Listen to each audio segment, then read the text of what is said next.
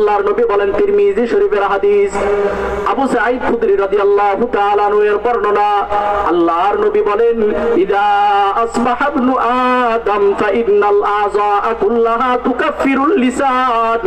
মানুষ যখন ঘুম থেকে সকালবেলা উঠে তখন তার দেহের সমস্ত অঙ্গ প্রত্যঙ্গ তার জিহ্বাটাকে, জবানটাকে বিনয়ের সাথে বলে, ফাতাকুলুত্তাকিল্লাহ ফিনা, ও জিহ্বা তুমি আমাদের ব্যাপারে আল্লাহকে ভয় করো।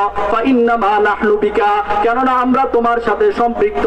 ফাইন ইসতাকামতা ইসতাকামনা, তুমি যদি সোজা পথে থাকো আমরাও সোজা পথে থাকতে পারি। ওয়াইন ইওয়াজাজতা ইওয়াজাজনা, আর তুমি যদি বাঁকা পথে যাও আমরাও বাঁকা পথে যাইতে বাধ্য হই। এজন্য আমাদের জবানের হেফাজত করা দরকার। এই জবান যদি ভালো রাখতে পারি, জবান যদি আল্লাহর জিকিরের মধ্যে ব্যবহার করতে পারি, অন্যের গীবত শিকায়ত যদি না করি, আল্লাহ পাকের জিকিরের মধ্যে কাটাইতে পারি, আল্লাহর নবীর হাদিস সাক্ষী।